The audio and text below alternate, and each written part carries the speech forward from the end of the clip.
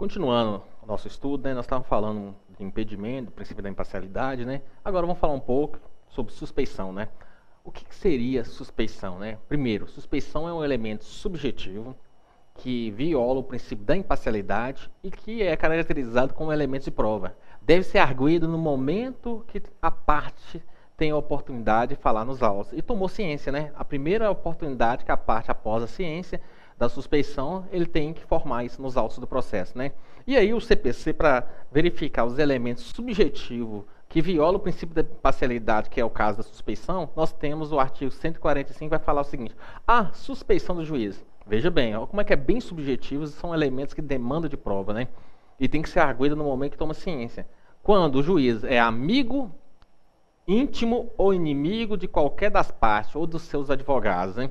Então, essa proximidade do juiz com as partes ou com os advogados pode gerar suspeição do juiz. Como é que é feito isso? Aí tem que ser feito através de elementos probatórios, testemunhas, para tentar demonstrar que o juiz tem essa proximidade. E essa proximidade, esse parentesco, ou não parentesco, né, mas essa vinculação do juiz, seja de proximidade ou até mesmo por ser inimigo, ela tem que influenciar no âmbito da sua decisão, né? Então, é um elemento subjetivo, né? Nem sempre quando a pessoa tem uma proximidade com a parte, conversa, dá atenção, quer dizer que ela vai decidir de forma parcial. Nem sempre isso pode ocorrer, né? Mas é um elemento de suspeição.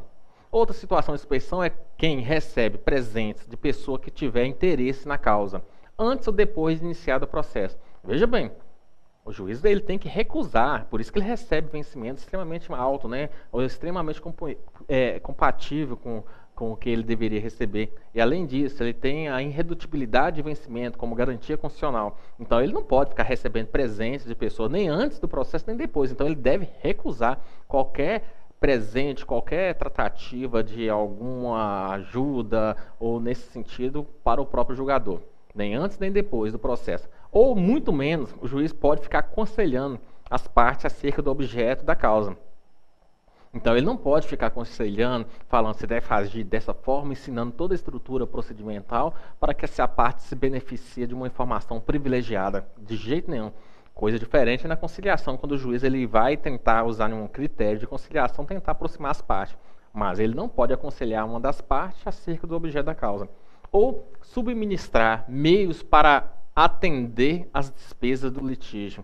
Ou seja, o juiz ele não pode pagar advogado para uma das partes, ou ajudar financeiramente uma das partes, em qualquer sentido, para a despesa do litígio. Ele não pode, de forma nenhuma, ter um envolvimento com questões financeiras. Então, ele estará suspeito e, logicamente, deverá afastar do processo. Outra hipótese é quando qualquer das partes for sua credora ou devedora, de seu cônjuge, do companheiro ou dos parentes desse, em linha reta, até terceiro grau, inclusive.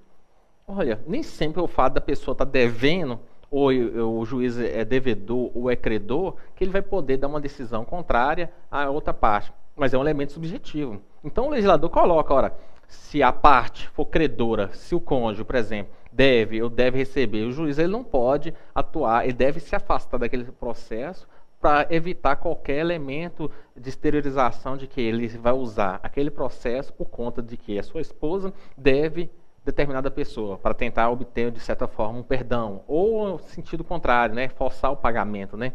Então, essa ideia da suspeição, que é um elemento subjetivo, ela realmente funciona para afastar o juiz, para não criar nenhum elemento de intimidação do juiz frente ao credor ou devedor, do cônjuge, dos companheiros e dos seus familiares, né, até terceiro grau, né? Ou seja, em linhas retas até terceiro grau.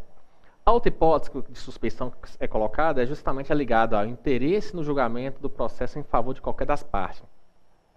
O juiz não deve ter interesse nenhum no processo. E se ele tem interesse, ele tem que ter interesse jurídico para decidir de forma equidistante, ouvindo as partes, só para no final poder concluir. E hoje, com uma ideia de fundamentação, de democratização, a decisão do juiz deve ser fundamentada naquilo que tudo foi construído pelas partes. Ele não pode nem ter uma decisão surpresa. O artigo 10 lá do CPC, o artigo 10 do CPC, do novo CPC, vai falar o seguinte, que é proibido a decisão surpresa.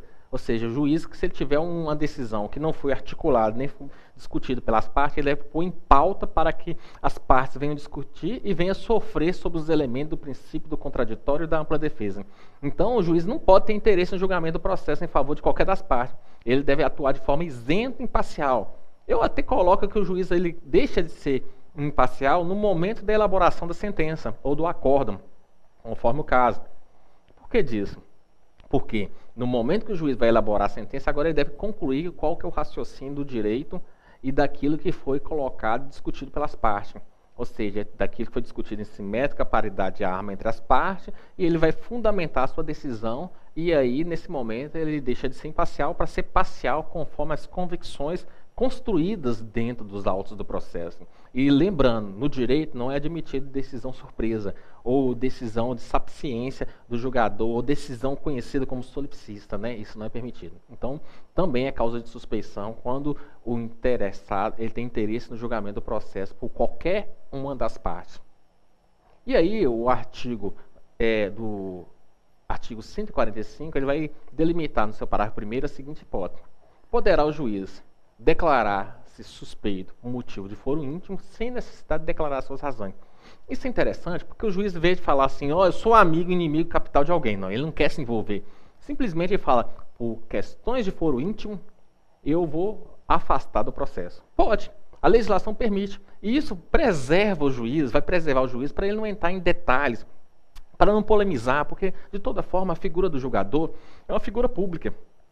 E as pessoas, o povo, ele quer saber os motivos porque o juiz afastou. Daí, para ele não se envolver, não entrar dentro de um escândalo, numa discussão, dentro de uma polêmica, o parágrafo 1º vai falar muito claro. O juiz simplesmente declara-me suspeito por motivo de foro íntimo, sem necessidade aí de declarar as minhas razões ou especificar e esmiuçar. Não, afastei do processo, pronto, ponto final. E aí eu afasto do processo sem dar maiores motivos para tumultuar ou entrar em polêmicas perante a sociedade.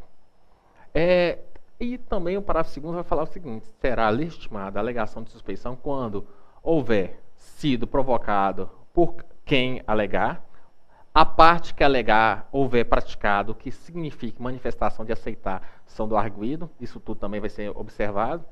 E, por fim, para a gente colocar suspeição, é bom repetir, ela se convalida. Se você tem os elementos, você tem a oportunidade de arguir, você tem que arguir na primeira oportunidade que você possa falar nos autos, se manifestar nos autos.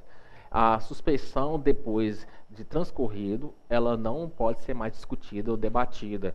Professor, mas se tiver coisa julgada, transitor julgado, eu posso entrar com ação rescisória por alegação de violação de suspeição? Não posso. O impedimento pode. Suspeição é um elemento subjetivo, é um elemento que demanda prova e não quer dizer que, por conta desses elementos, o juiz não decidiria de forma imparcial, mas que deve ser arguído na primeira oportunidade. O juiz, para ele não entrar no mérito da discussão do debate da suspeição, ele pode simplesmente alegar foro íntimo, né, e aí sair do processo. Tanto impedimento como suspeição, se o juiz recusar, for arguído pela parte interessada, se o juiz recusar, será formado uns autos do processo onde será encaminhado ao tribunal, e o tribunal vai decidir se realmente afasta o juiz no caso de impedimento ou suspeição ou não. Ok? Se afastar o juiz, ele vai substituir por um outro julgador, o juiz substituto conforme regras regimentais, né? Se o tribunal reconhecer que não há que se afastar, vai manter o juiz com condições plenas para poder decidir a matéria, resolvendo os casos de impedimento e suspeição. Agora, só para recapitular, a reconvenção. Lembrando, o que é reconvenção mesmo, gente? É a possibilidade do autor também se tornar réu no processo e o réu se tornar autor. Ora, a ideia é que a petição inicial, o autor pede e na contestação, o réu faz um contrapedido, criando um obstáculo ao pedido do autor. O réu não pode pedir nada para si, mas sim criar um obstáculo, falando que o autor está errado. Mas se o réu desejar fazer um pedido, ele poderá fazer. Só que aí não através da contestação, mas sim através de uma ação. Em face do princípio da economia, a reconvenção surge como essa possibilidade, no mesmo processo, dele pedir também. E aí o réu se torna autor e o autor se torna réu. É a possibilidade de fazer um contrapedido. Então, a reconvenção é justamente essa possibilidade do réu, que pretenda, além de contestar, criar obstáculo ao pedido do autor, ele também vai pedir, através de uma ação, E aí a ação vai ser denominada de reconvenção, onde que ele vai reconvir. E deverá fazer na mesma oportunidade da peça processual. Ou seja, deverá ser feita na mesma peça, da peça de contestação, observando o mesmo prazo de 15 dias úteis. Ora, professor, mas se a peça for diferente, separada, tem que observar o prazo de 15 dias, tem que ser no mesmo ato, juntamente. Se for juntamente e com peças separadas, apesar de ser uma irregularidade, em decorrência do princípio da instrumentalidade das formas, lembra daquele princípio que nós falamos lá nos atos processuais? Que princípio é esse, professor? O princípio da instrumentalidade das formas. O que é isso? Eu realizo o ato em desconformidade com a norma, mas não causo prejuízo em nada, não gera prejuízo para ninguém. Não causando nenhum prejuízo, o que acontece? Eu vou possibilitar que o ato seja válido. Até porque a ideia é que a reconvenção seja feita na mesma peça da contestação, em ato seguinte. Se você faz em peças separadas, essa peça separada gera uma mera irregularidade formal e não gera causa de indeferimento liminar da reconvenção. E aí a reconvenção será válida. O juiz vai julgar a reconvenção nos mesmos autos, resolvendo. A reconvenção, veja bem, a reconvenção ela pode ser promovida pelo réu em face do autor, em face do terceiro e do litisconsórcio. A reconvenção também é importante colocar, porque eu tenho a petição inicial e a contestação.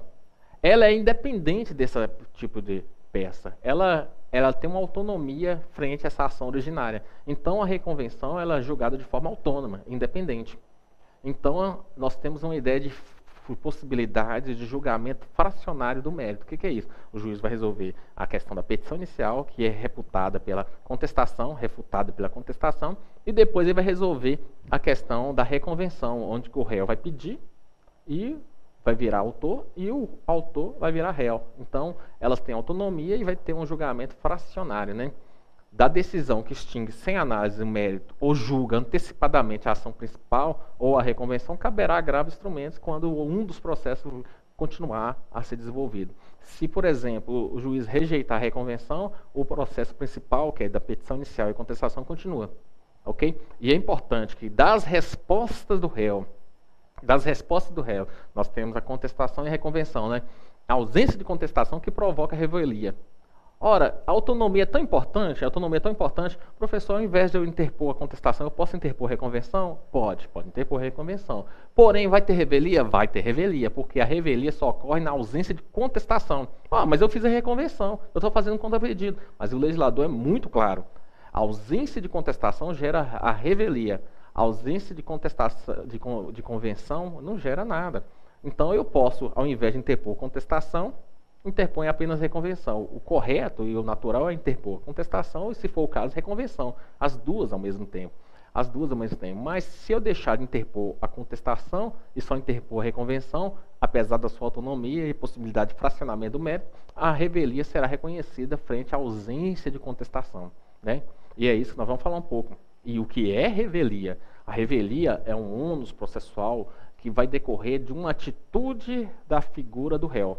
Ora, a revelia só ocorre quando tem ausência de contestação, não ausência de resposta, porque a resposta ela pode ser contestação e também reconvenção. Então, a revelia ela gera dois efeitos: presunção da veracidade dos fatos alegados pelo autor, bem como acompanhamento do processo no estado que se encontra. O que é isso?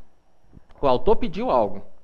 O réu não cria oposição, que é feita através de contestação. Então já vai gerar uma presunção de que aquilo que o autor falou é verdade.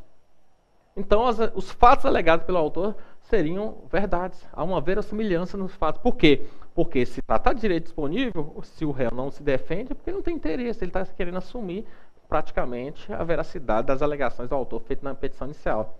Ora, professor, mas ele pode acompanhar o processo? Pode, mas no estado que se encontra. Porque o processo ele vai se desenvolvendo, eu quero voltar naquela etapa, eu não participei, não. A partir do momento que foi reconhecida a revelia, você poderia ter praticado aquele ato.